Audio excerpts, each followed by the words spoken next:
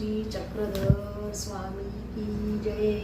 मी आज तुम्हाला पोळ्याविषयी थोडीशी माहिती सांगणार आहे।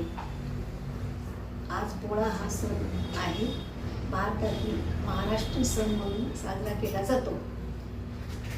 भाद्रपद पहिल्या अमावस्येला पोळा हा सण साजरा केला जातो। शेतकऱ्याचा बैल हा मित्र आहे। बैल हा शेतकऱ्याची शेती चांगली करत असतो।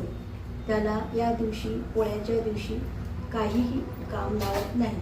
त्याला आदल्या दिवशीपासून एक दिवस सुट्टी देऊन काम देत नसतात आणि दुसऱ्या दिवशी अमावस्याच्या दिवशी पोळा असतो ना, त्या दिवशी त्याला सकाळी आंघोळ घालतात आणि शिंगाला रंग वगैरे लावतात, तेल वगैरे पाजवतात, मालिश वगैरे करतात आणि झुली वगैरे घालतात आणि संध्याकाळच्या 4च्या वेळेस गावात सर्व मंडळी आपापल्या घरोघरी पोळा हा सण साजरा करत असतात आणि 4-5च्या वेळेस मारुतीच्या पाराच्या भोवताल संपूर्ण वाजत गाजत पोळा हा सण साजरा करतात। संध्याकाळच्या वेळेस 5 वाजता पोळा फिरून आल्याच्या नंतर घरी आल्याच्या नंतर घरची सगळी मंडळी त्या बैलाची पूजा वगैरे करतात आणि त्यांचं जुळासोबत लग्न वगैरे लावतात आणि त्यांना गोडधोड जेवण, पुरणाची पोळी वगैरे जेवायला देतात आणि झुली घालतात, घुंगरं घालतात आणि शिंगाला गोंडे बांधतात। त्यांचा सण फार मोठा साजरा केला जातो आणि त्या दिवशी प्राणी असून सुद्धा एकूण एकाबद्दल एवढे माणुसकीने राहतात की वैर त्यांच्यामध्ये नसतो। माणसाने त्यांच्यापासून एक शिकवण घ्यायला पाहिजे।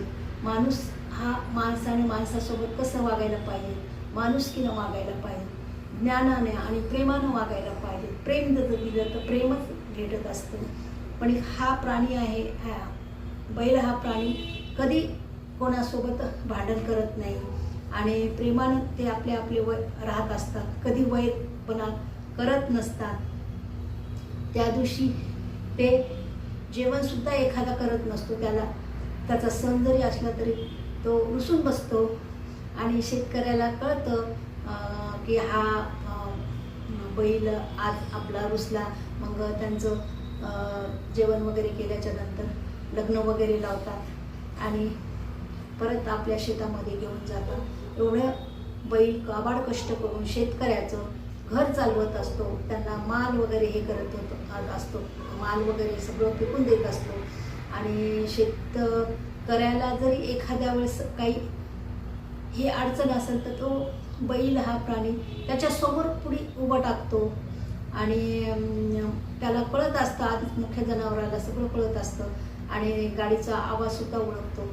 पण आता कसं हे जग हे कॉम्प्युटरचं झालेलं आहे ना, त्याच्यामुळे लोक ट्रॅक्टरनं शेती वगैरे करतात आणि त्यांचं पासून काबाड खूप काम करून घेतात। बैलापासून पोळ्याच्या दिवशी फक्त घेत नाहीत शेतकरी लोक, बाकी काही तेवढे असं हे करत नाहीत। पण आपणही आपल्या लहान लेकराला सांगायला पाहिजे की बाबा पोळा हा सण महाराष्ट्रीयन आहे। काही तर सिटीतल्या लोकांच्या लेकरांना तेवढंही माहीत नसतं बैल काय आणि गाय काय आणि म्हैस काय असते, दूध कुठून येतं, ते तर बॉटलमधूनच येतं असं म्हणतात। जेव्हा आपण प्राण्याची त्यांना ओळख जर करून दिली तर त्यांना कळतं की बाबा हा बैल आहे, तो महादेवाचं वाहन आहे आणि महादेवाचं वाहन असल्यामुळं महादेवाला खूप आवडतो। ही जर गोष्ट लहान लेकराला पटवून दिली तर कळतं। आणि प्राणी असे असतात ना, काही बैल तर अशा असतात की बाबा मालकाचं एवढी काळजी घेतात की मालकाच्या समोर चालतात। शेती वगैरे करत असताना एकदा काय झालं, हा बैल वगैरे नांगरत असतात, शेती नांगरत असतात, त्यांच्या समोर एक साप आलेला असतो। पण हे त्यांना कळतं, त्यातलं म्हणजे समोर साप आहे हे कळतं, पण एक तिथं ते शेतकऱ्याला माहीत नसतं।